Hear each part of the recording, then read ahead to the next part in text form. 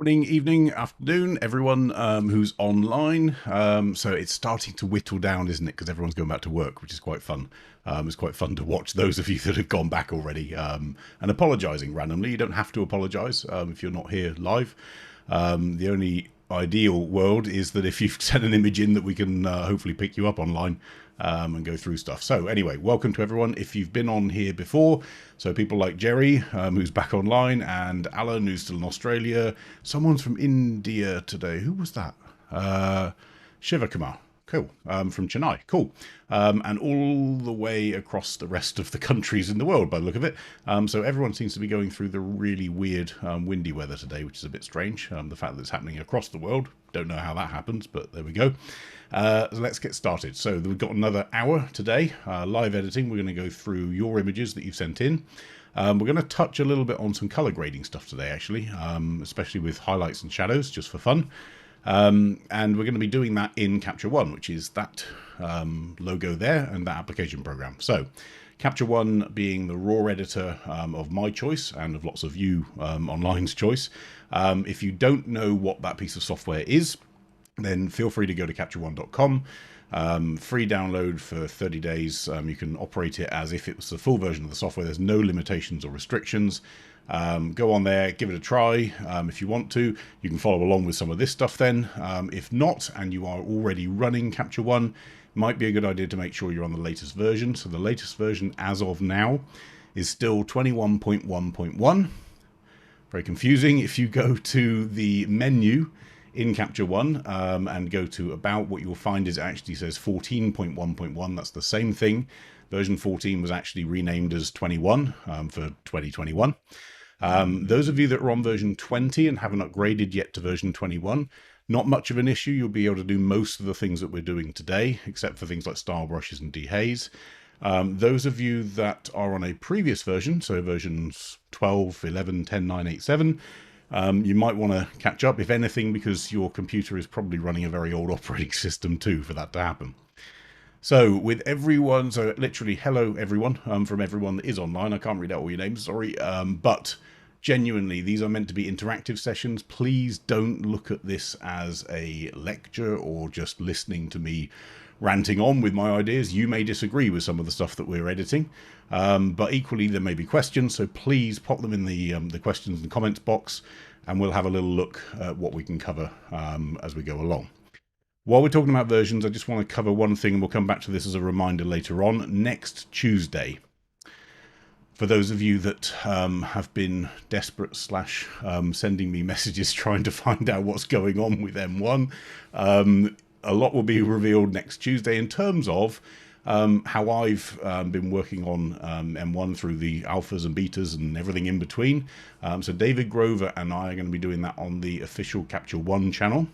So on YouTube, you can subscribe to Capture One Pro. I think they are on YouTube. It's an hour's, half an hour or an hour, I can't remember which, but it starts at 4 p.m. in the UK, which is 11 and 11 in New York and Hong Kong. In that session, we're going to be talking about the real life impact of shifting across to Apple's M1 Max with native software. So the Capture One running natively on M1. Which a lot of people are excited about. PC users aren't very excited about, quite understandably. But if you do want to find out, that's next Tuesday at 4 p.m. in the UK. So with that said, let's load up Capture One. And we've got Pavel's image, or one of his images, this one being Monument Valley. And what's really useful, actually, so we've got the raw here. When you're sending images in, sometimes we get the EIP, which is like the raw plus the adjustments. The way to think about that is it's like ingredients and a recipe, if you see what I mean. So we've got the whole package. We can see what was the raw and what you've done, what methods you've used. If you send us just the raw, in this case a DNG, then I've basically got the ingredients, which is great, but I don't know the recipe that you tried, which is fine. And if you just want to send in the raw, no problem with that, and we can see what we want to do to try and to bring those photos a bit more to life. But what you can also do is obviously send us a final version, and that's what Pavel's done here. So this is the TIFF. This is his edited version of that raw.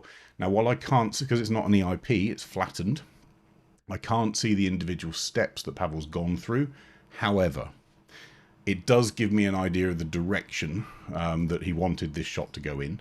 And that's what we can use as a bit of a baseline in terms of getting it together. So this shot here, Monument Valley, taken early morning light. And there's a couple of things that Pavel's mentioned about using DeHaze to try and get some clarity out here, but trying to get that sort of morning light feeling back. And I've had a little play, I'll confess I had a little play with this about 5 minutes ago before we pressed the button. And just playing around with it, it's actually a more difficult scene than you'd realise, and I'll show you why. Pavel, don't worry, you don't have to send an EIP. It's not an issue.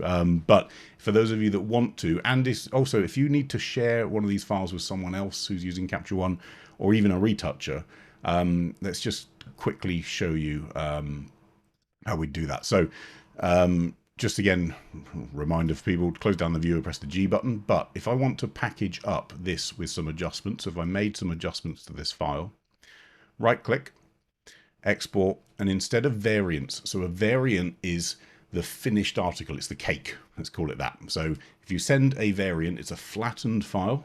All of the changes that you've done are baked into that cake, and I can't see how you've done it. I can't see the recipe. If someone gives you a cake, you can't work out, unless you're a very clever chef, I guess, but you can't work out exactly what someone put into it and how they did it. That's what the variant does, but that's what you're typically going to export for print, because it's your finished product. If you want to send something with the edits, if you go to export originals, in here you've got this little tick box, and it looks quite innocent, just pack as EIP. That's by default not included, so it's not set to pack as EIP.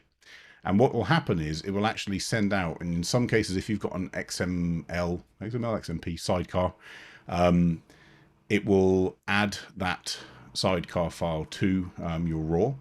But in some circumstances it won't. So effectively this is literally exporting from your catalog or session the original raw with no changes. The second I enable include adjustments, and more importantly pack it as an EIP, what Capture One does is it builds a little package up with two elements. One is the actual raw file, but two, the second element, is all the variants and all of the adjustments that you made. So if I made a load of different variants here, so let's go, new variant, and I made different adjustments on each of these, the EIP would actually include all of these different variants, including ones that you do want, don't want, and everything in between. So that EIP file is actually not much bigger than a raw, but it includes all of the things that you've done in Capture One in one little package. Anyway, that said, let's have a look at this. So this is our raw from Pavel. So first things first, before we do anything else in Capture One, have a look at our lens corrections. In this case, it hasn't picked up the exact lens that was used, but it doesn't need to because it's got it embedded in the raw with this thing called manufacturer profile. Don't think that is inferior necessarily to the actual lens that was used. If it's sent it into the raw, the Capture One's got enough information to be able to read and use it to correct for any lens issues. Where we're at f7.1, there's probably not much diffraction out here, but again, and I genuinely encourage people to do this, don't just automatically tick these boxes based on these numbers. These numbers can be a hint, and anything above f8, so f11, f16, whatever, can be prone to diffraction. However, it doesn't mean you have to tick the box. So what you want to do is look at an edge of the image, especially on a high contrast point. Tick diffraction correction, see what it does, turn it off, see what it does. Has it improved the image or not? If it hasn't improved the image, leave it off. And in this case, it hasn't. So don't add it on just as a default. Have a look at what it's doing in terms of diffraction. So in terms of that softness that you can get at the edges of the image. And if it's not improving it, then don't enable it. Again and again, I keep saying this in Capture One. If you don't need the slider or the tool, don't use it. Everything is a risk to the image. Look at it that way, unless it's going to have a positive impact. So in this case, I'm happy with those lens corrections, all good. Let's go to our exposure tab. So the exposure tab, the default one is this little histogram here. This is where we spend most of our time, and the reason is because this is where most of the default tools are laid out for us in Capture One. Now, Pavel mentioned that he'd used DeHaze. So let's just do that. And what I'm going to do is I'm going to create a brand new filled layer. So when you go to create a new layer, if I just click that plus button, I get an empty layer. So there's nothing on the mask. I'd have to use one of these tools, so the brush tool, the gradient tool, or whatever, to start painting areas that I wanted this to apply to. If you want an instant just apply to everything, rather than doing it on the background layer, which means that you're fixed then, the background, there's not much you can do with it. What we can do is create a new filled layer. So hold down on the plus button, go to new filled adjustment layer, and now if I press M on my keyboard for mask, everything has been masked automatically. So everything I do on this layer is going to apply 100% to the whole image. Perfect, because it means that I can use opacity later on to back it away. So with this one, let's use our DeHaze tool. So let's wind it up there. And what do we think? It's probably a bit too much. It's probably an understatement, but you can see what it's tried to do. It's tried to cut away some of that sort of blue misty light. The problem is that it's picked on this shadow tone. So remember with DeHaze, there's two elements to the DeHaze.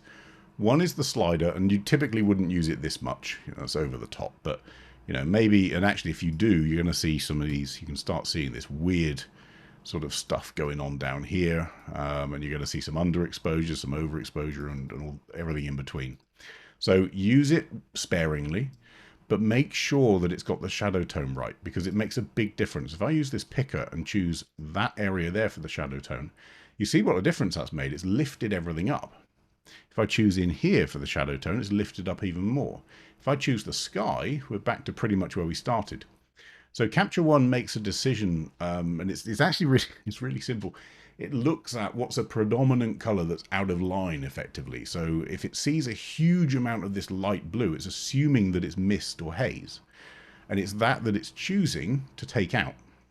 Now, sometimes, in this case here, well, the sky isn't our mist and haze problem. The mist and haze problem is this stuff out here. So we're going to tell it manually, choose that area there, and it cleans it up quite a bit. Let's press if I press the Y key on the keyboard, or go to before and after up here, but let's press Y. We've got our slider, so that's before, that's after. We've got some decent cleanup from it. It's done a pretty good job, so we'll leave that as it is. Maybe I might want to back it down just a touch there to keep it a bit more similar to where we started. But that's as far as DeHaze is really going to go without pushing it too far. So then we get into this place of, well, how do we make this pop, I guess, even more? Because this is obviously in shadow and in shade. You've got some of the light hitting these mountains out here. Let's just have a look there. But all of this stuff here, we're losing it into this silhouette because it's backlit. Well, there's a few things. So for contrast alone, let's try using some clarity. So remember, I'm on a layer where 100% of the layer is affected. So I'm now going to call this my DeHaze layer. Now I want a specific layer on just one element of it. So I'm going to go to the plus mark, just press it once. I get an empty layer. If I press M on the keyboard, no mask applies. And we're going to call this one, oh, is it Buttes with 1 T or 2 T? I think it's 2 T's. Anyway, so these rocky things. I'm going to get our brush. And in this case, I'm going to go 100% opacity, 100% flow, and just start painting. So I'm going to turn my mask on so I can see. And I'm just going to paint all around these rocks. Now, I don't want to affect the sky with my clarity layer. So what I'm going to do is going to go into my Luma range, because I could do two things. I could auto mask this. So when I go to brush, I've got this option down here, which is actually auto mask. It's enabled on my layer here. Shouldn't be. But if I get close enough to these structures, Capture One's going to try and work out which bits I meant to mask and which bits I didn't. And you can see it's tried to do that down here. Now, I didn't want that, funnily enough, so we're just going to undo that by going over the top. But the sky I want to exclude. So, Luma range, one of the most powerful bits in Capture One. So I can say, with this mask, although I've painted over all of these areas, I want to include all the shadows, so everything from 0, and then slowly remove the highlight. So you can see what happens as I come down. So this bar in the middle of the Luma range is basically like my selection. And I say, okay, everything there that is up to 146. And we're going to have a little bit of a soft fall off and a little bit of a radius, so it's a bit softer at the edges, so we don't have a hard edge when it falls off. But now I've got my areas that are covered by the mountain or the rocks or the buttes without the sky, without having to actually draw in an intricate mask, because it's so easily separated in this shot. So where Pavel's got a benefit in this shot is the sky is so separate from everything else. We've got a nice clean Luma range. So there's my mask, and with this we can pull up some clarity. Now I'm going to intentionally go way too far, to 100. We're going to get some contrast in there for sure, but we're also going to get some of these halos. You can see this bit's got lighter because we've got that contrast area between the two. It's too much. It's clarity, ideally you want to be somewhere between 30 and 40, never more than that, unless there's a really, really specific reason. Maybe I want to pull up some structure. So what clarity does is it looks at areas of the image. Structure looks at tinier details and textures. If I pull up too much structure, we don't want that. You're going to start pulling up noise, you're going to start pulling up edges, and you're going to start seeing, again, these halos. Look around these edges here. These things here are a telltale sign that you've over-sharpened the image, which is what structure is. It's a function of sharpening. So a little bit of structure is going to help us, but again, just don't over-bake it. So that's lifted that. Now, what if we want to lift up the shadows just a touch? Now, be careful here, because we've got rid of haze. We've reduced haze by using the DeHaze tool. Now, what reducing haze does is it can actually darken the image, because the haze is typically lighter. So as we get rid of that haze, the image gets darker. We then lift the shadows up, which makes everything lighter, which makes things look a little more hazy. So then we use DeHaze again to pull it down, and you'll end up in an impossible seesaw. So use these two carefully together. Remember, we've got this DeHaze layer below. And on this layer, the butte layer, we've got a little bit of shadow lift, but not a lot, not too much.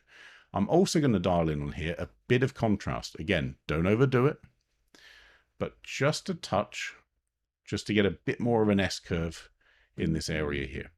So already, if I look at before and after, so again, I can press the icon up here, or I can press the Y key on my keyboard. We've got a bit more clarity in the shot. It's looking pretty nice, but it's lacking that morning feeling, that sort of color tone that's quite, I guess, iconic for Monument Valley. So we're going to look at the grading of this picture. I'm going to go back, funnily enough, to my DeHaze layer, and I'm going to call it DeHaze Grading Layer. Because this is actually a really, really easy image. Oh, sorry, easy image. It's a very good example of where grading, and especially the color balance tools in Capture One, can be really powerful. Because in the same way, remember we used a Luma range here to separate these mountains from the sky. Well, let's look at the numbers at the top of the screen. Remember, you've always got these. These will tell you, wherever your mouse is, what the values are in red, green, blue, and luminosity. So 0 to 255 in grayscale. Up here in the sky, 199, 204, 205. And if I look on the left-hand side here in this histogram, you see the orange bar darting around. It tells me all of this sky stuff is all in the highlights. Great. What about down here? Well, this is all in the lower midtones to shadows. So again, we've got these, so you can start to understand where we're going with this. I've got a midtone layer, sort of here, this sandy sort of stuff. Sits quite neatly in the midtones. I've got a shadows layer, which is most of these rocks here. And I've got a sky layer, which is all up in the highlights. So let's have a look at our color wheel over here. So our little color balance tab, or our color editing tab. And in there, you're going to find all the normal tools. So our base characteristics, white balance and whatever, but you're going to find the color editor, which we use quite a lot, and color balance that we don't use that much, especially in landscape, because you tend not to split the tones in a landscape. However, for a lot of modern stuff and a lot of editorial stuff, it's happening more and more. And in this case, it's going to really help us. If you go to your color balance tool and you've got a master wheel up, you're going to get unstuck, because anything I do with moving this little dot around is going to change the whole balance of the whole image. So let's give you an example. If I want to make this sand nice and red or more, more Monument Valley like, great. But I've lost the blue in the sky. There wasn't much blue to start with, but that's gone completely. And some of this stuff out here is now started to turn pink. So by shifting the whole color balance of the whole image, or even if I did this with the white balance, I'm going to fall foul of that. I could do a layer, which is the sky separately, and do the white balance there, and then the ground separately and do the white balance there. But I don't need to, because we've got our three-way color balance tools. So in these wheels here, imagine each of these wheels is the same as your master wheel here. But instead of applying to the whole image, it's going to apply separately to shadows, midtones, and highlights, which we've already talked about the fact that we've got these separated. We've got shadows, midtones, and highlights. So if I want the sky, the highlights, to be more blue, well, let's go to our highlights and push that to more blue. And if I want the shadow area and the midtones to be more reddy brown, then we go to there. And if I want the midtones, maybe they need to go a bit more yellow to be a bit more morning light. Maybe we go to there. I can also adjust our brightness, effectively, of those midtones, and I can adjust the saturation, which also is basically how far away out from the center of that circle this goes.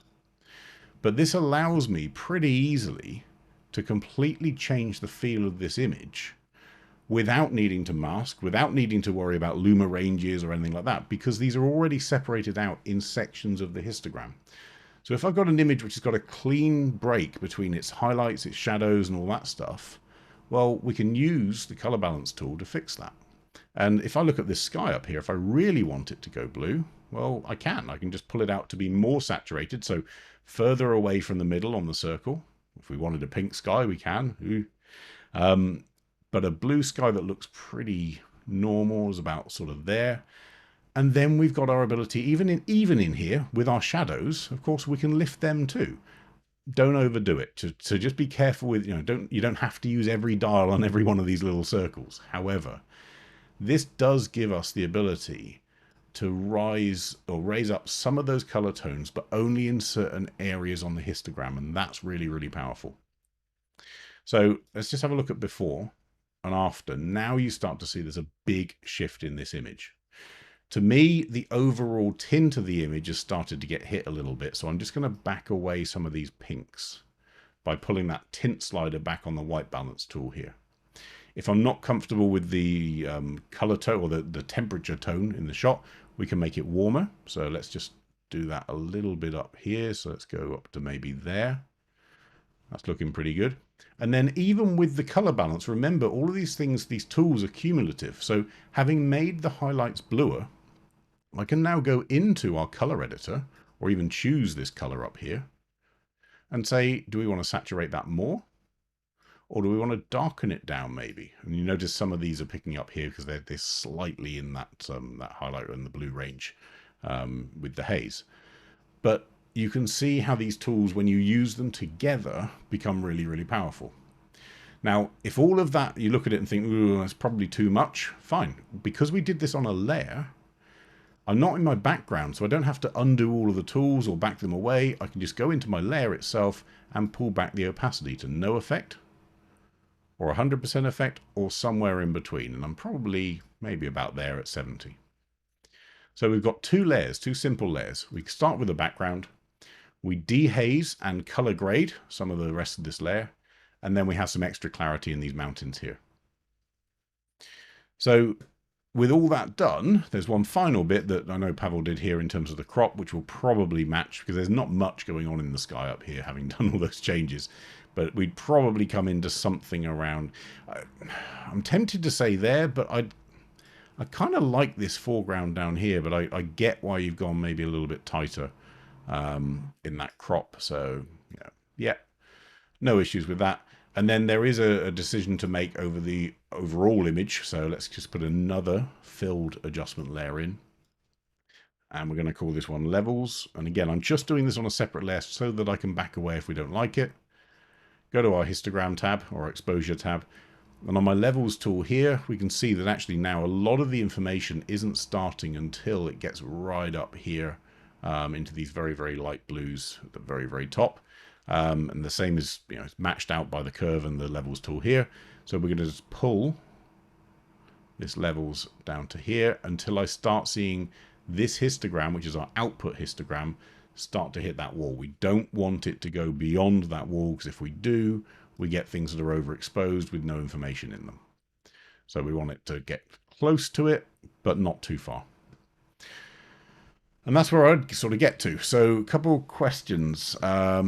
So Michael, can we try refine mask? Well, we don't need to with the Luma range. So if if we actually draw a mask, then yes, you absolutely can. So let's go to this is a new raw version of it.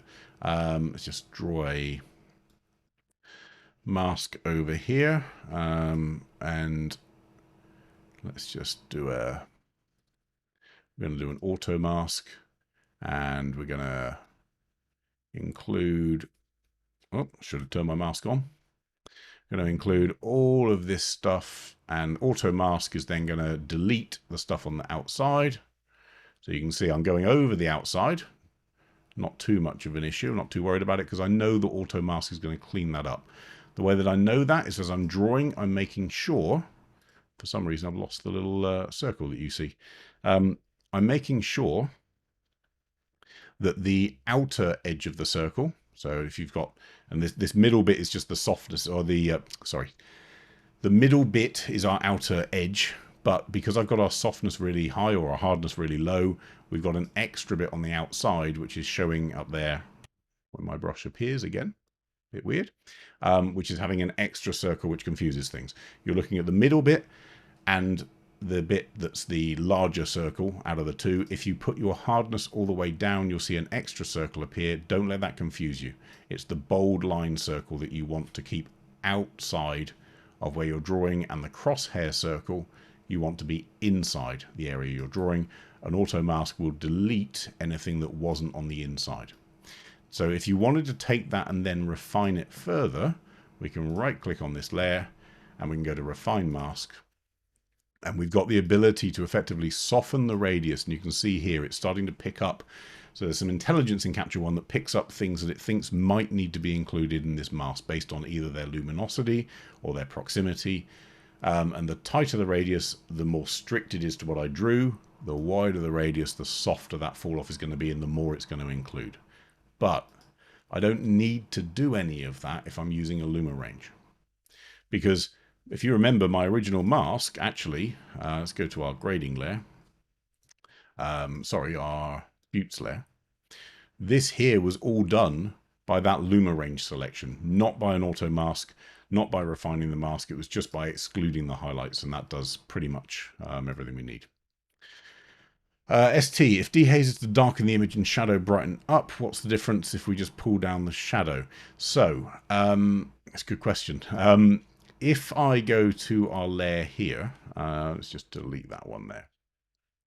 So what DeHaze is going to do is actually a combination of several different tools. So it's adding a bit of contrast in there, it's adding a little bit of color correction in there, but it's also removing effectively certain elements of color tone that are out of line with the others. And that's what our shadow tone does. So if I tell the image that our haze tone, so the color of the haze is this yellow stuff here, it's going to have a very different effect. And the reason is because it's going to take out yellow and reds and whatever from here, which means you end up with green rocks.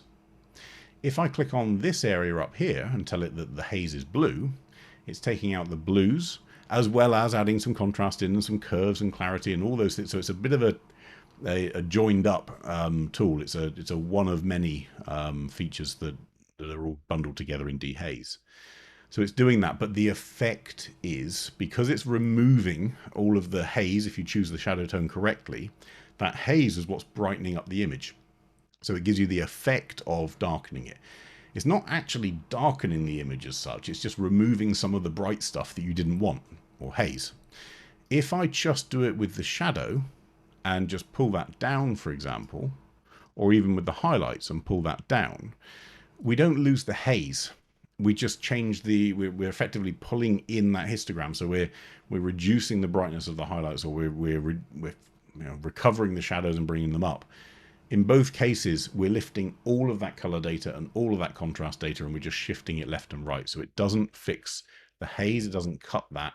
To do that, you'd need a contrast curve and probably a bit of clarity and a bit of color editor. And what the guys at Capture One said was, well, rather than then of doing all of those things, and again, to be clear, I sort of mentioned this before when when DeHaze was launched.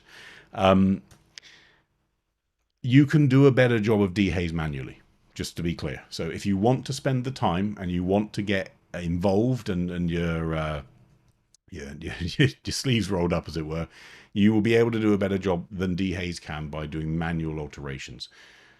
But what DeHaze gives you is a very, very quick way of fixing that on an image. You get literally a one button move up, and 9 times out of 10 it will get the shadow tone right, but you've got that ability to tweak it. So it's a slightly different tool, but it does similar. Paula, why not curves instead of contrast? Yeah, so I debated this. We can use curves. So the contrast tool, if you remember, is effectively, it's almost putting in an S into the curve. So it's making bits to the right of the histogram lighter and bits to the left of the histogram darker, and it's doing that in a slightly clever way. But effectively, it's just punching highlights up and shadows down. We can do that ourselves in curves.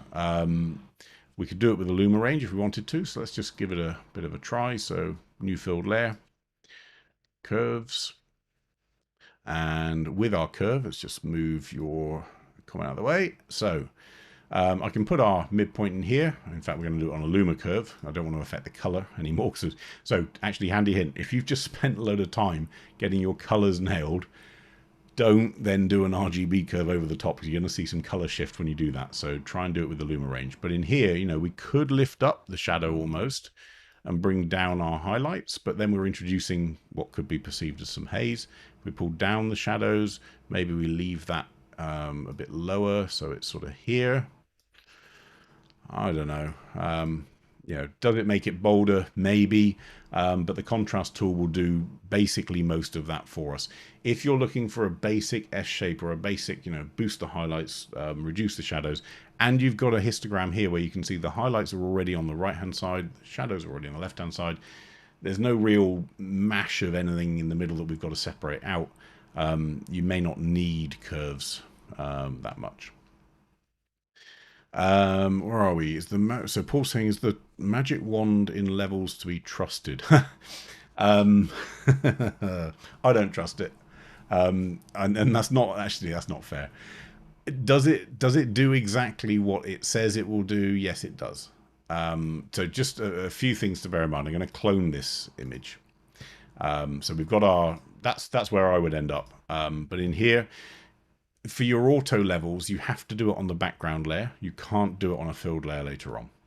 And your auto levels itself, there's actually a setting in your preferences in Capture One on your levels tool to change this from RGB to red, green, and blue channels. We covered this it was a long time ago, the differences, but I'm not going to go into it in massive depth. But what the auto levels tool is doing is basically what we do by eye. So if I click this, it's going to basically drag the nearest significant data. So be careful with that. It doesn't mean there's no data to the right of it, but the nearest significant data of the histogram all the way up to 255. Same with the shadows. The nearest significant element of the shadows all the way up to 255. Oh, sorry, down to 0. You ended up with a very white image if you went for 255 on both. That's all it's doing. It's a relatively simple setup in there. Now, if I split this, and you can see the difference. So let's auto level this one. I'm going to clone that variant, and we're going to reset levels here. And I'm going to change my preferences to something that a lot of people have been told to do as default. And I'd be really careful with this. You see in our histogram here, the blues, there's a lot of blue up here, right up by the highlights. And then the reds and greens come in a little bit later on. And likewise, the reds and greens are a little bit more towards the shadows than the blues are. So auto is looking at effectively a luminosity. So it sees any data and it pulls all of the channels by the same amount in levels. Now I've got my thing set to split them out, red, green, and blue. Now if I go to auto, on a red channel and a green channel and a blue channel, it shifted them differently. And what it's done is it's done the same thought process. Move the 255 point to the first bit of significant data. Same with the shadows. With green, so at blue it's 206, at green it's 204, at red it's 201. Not too much of a difference in this one, but imagine there was a bit more. What would happen is we start getting color tint changing, because the blue channel is being stretched more than the green channel, which is being stretched less than the red channel, and all that sort of stuff going on. So auto levels can do a good job of quickly getting you to where you want to be. However, look at our levels that we did on this first one.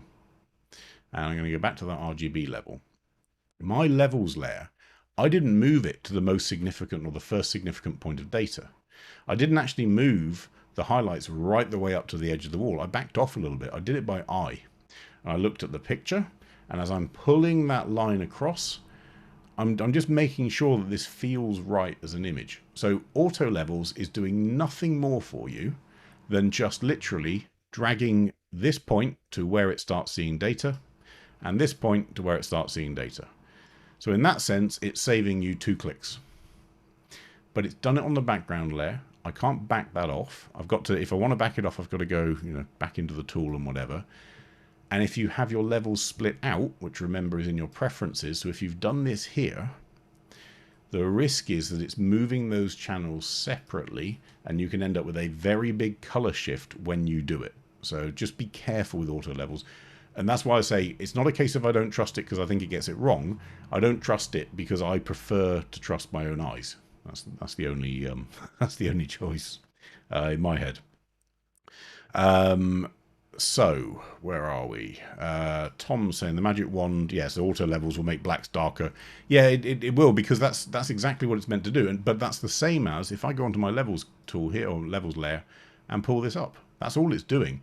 It's moving our levels to where it starts seeing data. So it's literally stretching the histogram, so the first bit of data is at 255 and the last bit of data is at 0. It's no more complicated than that, and I'm pretty sure we can all sort of do that ourselves.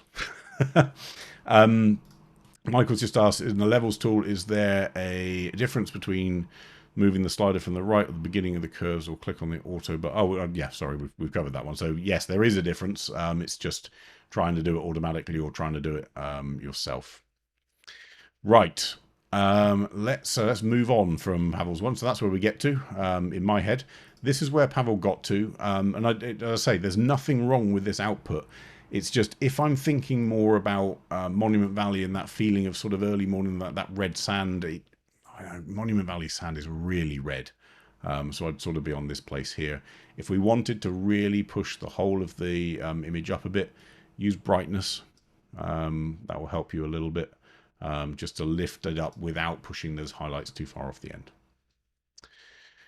Earl's image. Right, this one. This was Skagen, you said, in Denmark. Not a lot of changes. Well, sorry, let me correct that. There's going to be quite a dramatic change that I'm going to do, but not a lot otherwise. So again, first thing, lens profile. Let's make sure we've got the lens profile in. Turn on diffraction correction if we need to. In this case, it's F11. Don't just click the box. Go into your image here.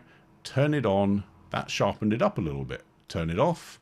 A little bit softer. So in this case, we need diffraction correction, so turn it on. And that's the whole thing. Don't just use a tool as default. Don't go into autopilot. Just make sure that you're doing it for the right reason. Just not on autopilot. Right. Yeah, I've just seen Paula's note. Yeah, it's not that I don't trust you. I just trust myself more. Yeah.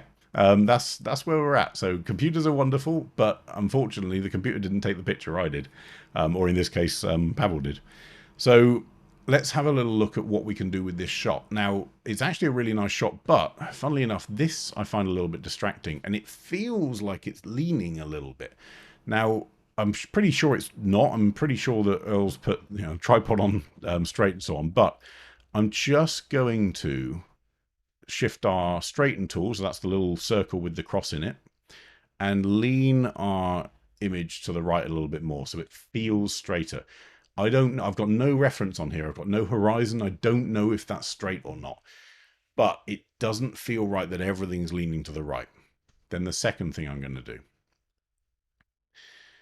we're going to crop this to not be rectangular, which is odd because I always like rectangles, but to my eyes that just looks a whole lot more impressive. And in fact, I'm even going to push our lean a bit more.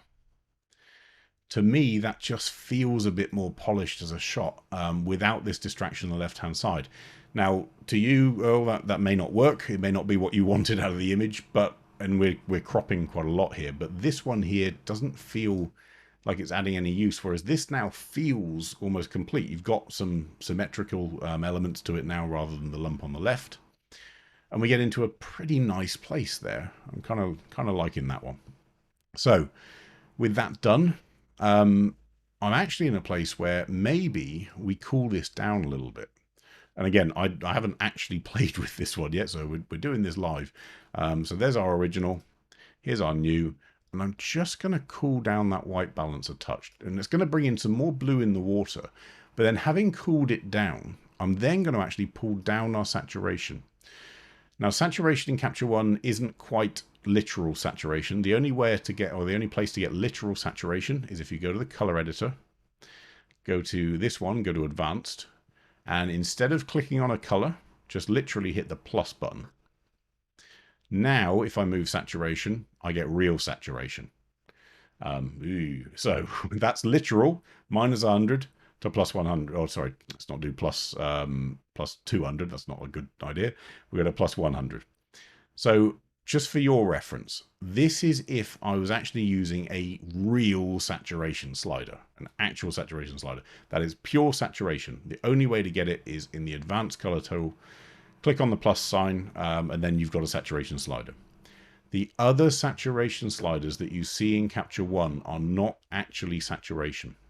I'm just going to reset this just for your benefit. This slider here, saturation under the basic color editor, and this slider here is actually a form, it's almost like vibrance. It's not quite pure saturation. It's a little bit of saturation, but it's shoulder, it's, what's the word? It's tapered at the end, that's the word. So it never gets to that. If I push this saturation here to plus 100, we get a different effect to here. It's subtle, so have a look at this blue in here. This here is more vivid. This is a bit more muted. This is 100% pure saturation. This is 100% on the saturation slider, and you'll see this is it's a difficult example because it's so vivid. This is using the saturation slider on the advanced color editor. This is using your saturation tool in the saturation area of exposure, and it has a different effect. That's why this saturation one tends to be safer than using pure saturation. It's why Capture One developed it that way. So we're going to use this saturation tool, not up to there. We're going to use it to actually reduce down here, mute it a little bit. But now I'm going to go back into my color editor and pick out those blues and bring their saturation up. So we knew that we had blue water, but we also had this really, really bright green and yellow and all that sort of stuff. I don't want to knock it down completely, but by pulling the white balance down a little bit, and by pulling the saturation down a little bit, we lose some of this yellowness around here. I can also pull down the lightness of that blue, or we can push it up a little bit, depending on how you feel. In fact, let's just pull that down a touch there. But if I go to my before and after, we go from this sort of, you know, it's a pleasant color, there's nothing wrong with it, but this has just got a bit more of a pop about it in the water. If we don't like it, and I'm doing this on purpose, unlike the previous one where I did all of this on a layer, because I've done this on the background, I now have only one choice to get this back, which is to undo some of the tool elements. And this is why in Capture One we tend to do stuff on layers. Because if I'd done that on a layer, to back it away, all I'd have to do is just push the opacity of that layer down. But to me, that's sort of where I'd end up in color tone. And then I'd actually go old school with this one and use the good old vignette. So funny, we spend a lot of time and money getting lenses that don't vignette, and then we'll add a bit on in Capture One. Vignette, remember, is equal around all sides. That, to me, isn't really working because it's getting the darker bits darker down here and it's not having enough of an effect up there. So instead of that, we're going to do a radial gradient. So up here, we've got a radial gradient here. Because I don't have another layer already done, as I draw, it's going to create that layer, adjustment layer 1. I'm going to make sure it's a really soft gradient. So making this distance between here and the outside as big as it can be. That makes this transition really soft. If it gets bigger and this transition is tighter, you're literally going to see the ring, and we don't want that. It's a bit too obvious there. And I'm going to pull it down here. What that means now is we've got the ability now to darken up here while keeping this bit light, rather than the vignette tool, which just looks at the dead center of the image, or actually on the crop. So with this, we can now pull down our exposure up there, and we get to a pretty nice place. I'm going to lift our overall brightness up to there, and we're pretty good. To me, that's where I'd go from that shot. So I'd go from there to there. If we don't like that, not an issue. We can just go into effectively our white balance. So we could reset that and get back to that more neutral color. If we don't like how blue that's gone, not a problem. If we want to go to there, maybe I prefer that. But that's all the trial and error stuff. The reason for showing you the difference, though, on doing it on the background layer is you can see now how much more difficult it is than, for example, on Pavel's shot. If I didn't like how much DeHaze we'd done, well, I've just got a layer here that I can turn up and turn down. So this is why we try and get people to do their changes on separate layers. Because if I now decide I don't like something that I've done with the color or the curve or the levels or whatever, and it's all been done on the background, I've got to go into each individual tool and either undo it or tweak the tool. If I'd done it on a layer, a filled layer, or a complete layer on the subject that I was trying to cover, then of course I can just back away the layer to whatever extent I want. Right, let's have a little look at our next shot. So, Francois. Alsace, you said, Francois. So this is Francois' edited one. So going back to what I said earlier about the layer, so the EIP being packaged and me being able to actually see effectively the recipe that you've used. This is what I get when you send in an EIP, which is really, really useful. So we go from here, which is our raw, to here, which is with Francois' changes. And I'm in this is going to be a bit of a contentious one, let's call it that. I'm not saying this is overdone, funnily enough. So I think getting the shadows back in this one is the right call. Lifting the river a little bit is the right call as well. But this sky here is a problem. And we talked about this, I think it was last week even. I don't remember. Maybe it was last week, maybe it was the one before. When you've got a very diffused sunlight up here, and it's typically when it's scattered through cloud, don't try and recover it. You'll never get it back to a pinwheel. You're never going to see the actual circle of the sun. And you're going to end up with this. This stuff here is overexposed. And if I look at our mask here, so Francois built a mask around the sky. We've pulled down the exposure. We've pulled down some highlights. I'm just going to clone this variant so we've got a baseline. If I reset the exposure and reset the highlights, we've got a much better, it's a softer, it's a diffused glow than this where we've got this circle. And even with this one, I think this is actually nicer there as well. So be careful. If you're trying to pull back something that's overexposed and there's no data there, it doesn't matter what I do. If I pull the exposure on the sky all the way down, so -4 stops, there's still no information here. And as I move my mouse over here, this big orb here is now 108 on luminosity. We can see it at the top of the screen. It started out at 251. In fact, on the original, it started out at 255, so it was overblown. If I turn on my exposure warning, we can see it's overblown. If I look at Francois' shot with exposure warning on, it's technically no longer overblown because it's at 242. But there's no more data there. There's no more information. So it doesn't matter whether I pull this down to be, -4. Great, it's now not overexposed, only it just doesn't look right. So if you start off with a sun that is scattered and hazy and all the other stuff, and you can't get to a shape of the sun or even a starburst, don't try and recover it. Actually use that to your advantage. So I'm going to leave the sky where it is. This area here with the river, we've got a lot of lifting up of black here, and I'm going to just push that down. I'd leave the contrast in just a bit and even pull down that exposure a bit. The flattened version just doesn't quite work out. To me, it just feels like this is too it's too even in terms of contrast. I've lost the contrast in the shot. Bringing out the colors here in the buildings is great, but it doesn't necessarily need to happen all the way around the whole shot. So I'm going to pull down the exposure in this area here on the river itself, just so that we keep the contrast in the shot. And in the sky up here, we're actually going to go even further. So with our sky layer up here, this is the whole sky, obviously. I'm going to create a new empty layer and call it sunshine. Oops. And I'm going to use my brush with a soft edge, quite a small size. I'm going to turn off that auto mask. And we're just going to paint over the edges here. And I'm just going to pull back a bit of opacity and build in a bit of feathering around it. I'm not too worried, don't worry, I'm not too worried about how neat this mask is. You'll see why in a second. Because I'm not worried about any of the surrounding areas. With that sunshine, actually I can separate it out even further, so we can put a Luma range on and say I want to include everything that's bright, but not maybe these roofs of these houses down here. There, nice soft fall off, apply. And with this mask, I'm then going to go in and pull back clarity all the way down, and structure all the way down, and contrast all the way down, to actually diffuse it even more.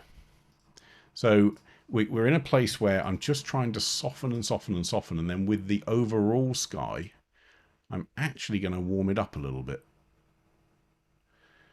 Now, I'm still in a place where, even with all those changes, this pulling down of the highlights, and this was done on the background layer, has still made an effect up here. So I'm just going to pull that back up here. I'm going to pull back our exposure a little bit. Oh, no, maybe we leave it where it was. But this soft sun up here, I don't have a problem with. I don't think it needs the level of fix that we thought it did, maybe when you loaded it up. To here, I get it. The temptation is to try and recover every single detail. To me, this is enough detail recovery for that shot. If we go to here, it just feels a bit overbaked. And even with this, actually, with the buildings, so we've got this layer here, I'd almost be tempted to push that exposure. You've already done it a little bit, but push the exposure a little bit down again. Remember as well, think about how your eyes would see this scene. If you're looking directly into the sun, it doesn't make sense that your buildings are nice and lit up.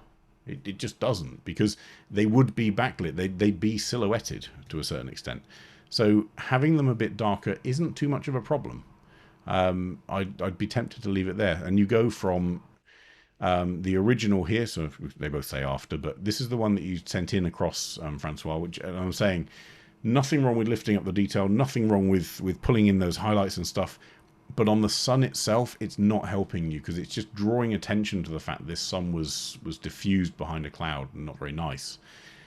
If we leave the sun where it is and darken down this lake, or sorry, the river through here, or the canal, you just end up with an image that looks and feels just a bit more authentic. And if you do want to lift it up a little bit more, use the brightness, which is going to shoulder off any push of that sun to be way over the top, instead of using exposure. If you just use exposure, it's going to push it a bit too much.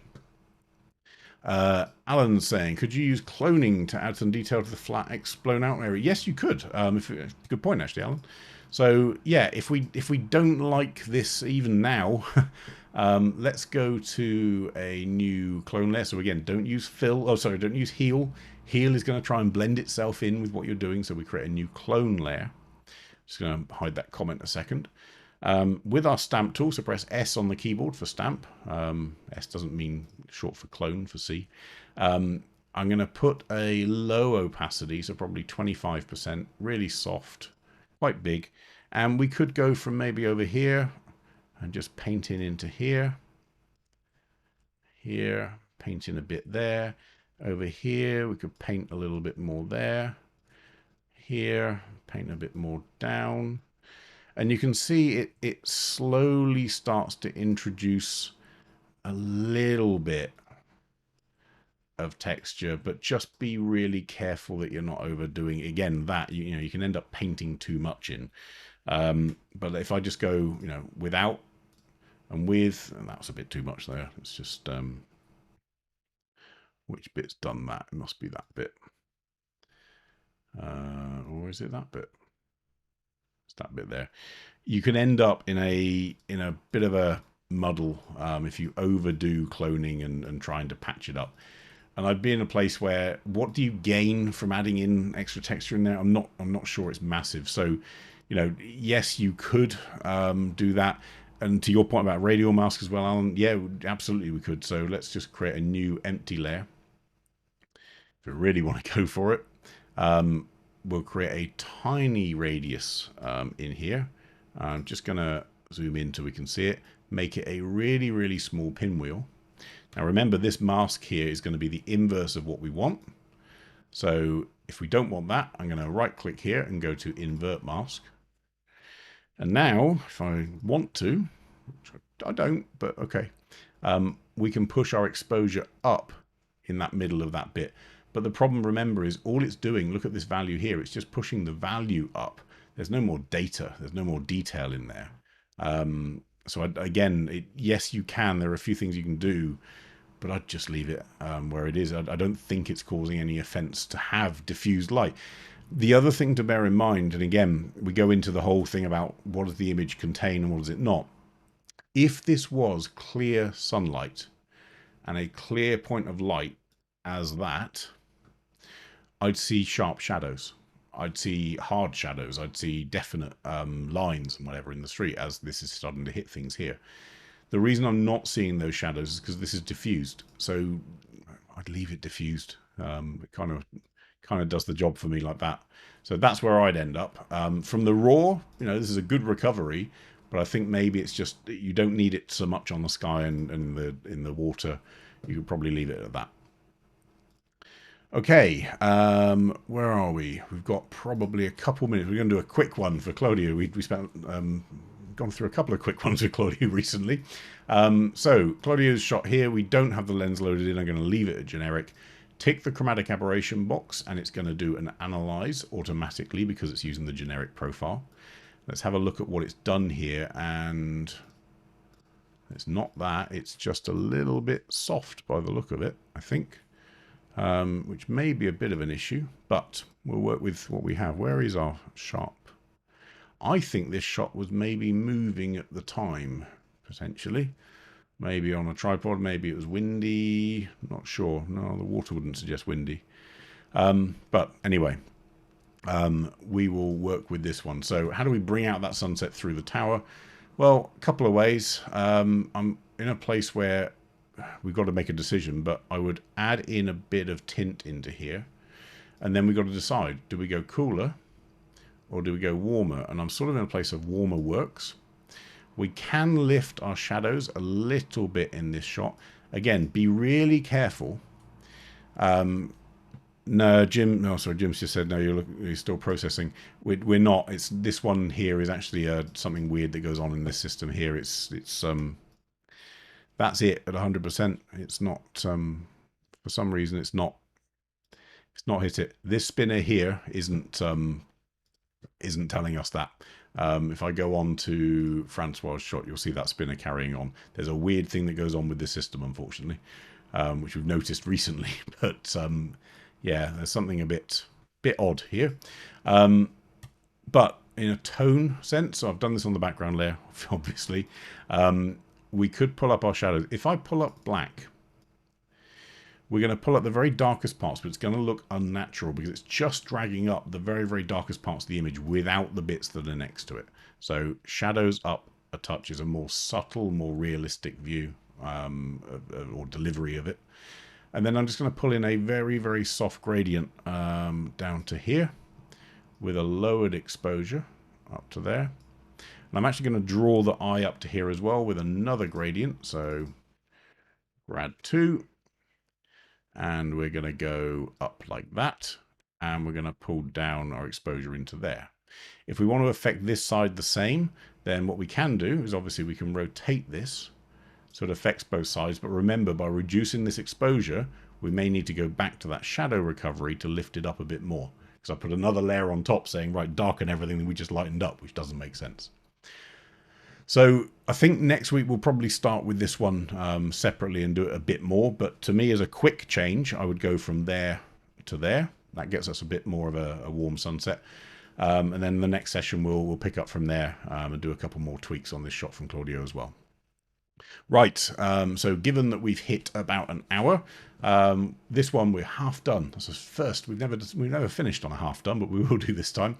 This one here from Francois, really nice shot in terms of location and the way what you've captured is probably the best histogram that was possible to capture out of this. It's just maybe this is pushing it too far. This is probably going to be a bit better, more natural. To Earl's shot, you know, it's a heavy crop, but I think this just feels a bit more like a print I'd put on a wall without necessarily all of this stuff on the side. And Pavel's one, you know, use those color tabs, use the color balance tools down here for separating shadows and highlights and midtones, and literally, you know, knock yourself out, get going with it. Right. So as a reminder again, for those of you that are looking for an update on the Apple M1 Mac native code, it's quite a mouthful, David Grover and I have got next Tuesday at 4 p.m. We'll be running through what it means in the real world. So I've been trying to break a system for quite some time now, so we'll talk through how we've done that. And remember, between now and the next time that we edit, which will be next week, go into that Facebook group. There'll be lots of questions, I'm sure, in there that I try and answer, but sometimes I'm away for a little bit. So the good news is lots of other people have started stepping up and answering too. So please feel free and welcome to join to there. Obviously, you've got all the standard pro tip stuff in YouTube, which are the quick intros, sort of 15-20 minutes into different tools. So use those as you please. And for sending images in, paulreeferlive.wetransfer.com. Don't forget to include your name, most importantly. And if you want to send it in the IP, it means that we can also see what you've done and the thought process that goes through, so that we can start to understand where you were trying to go.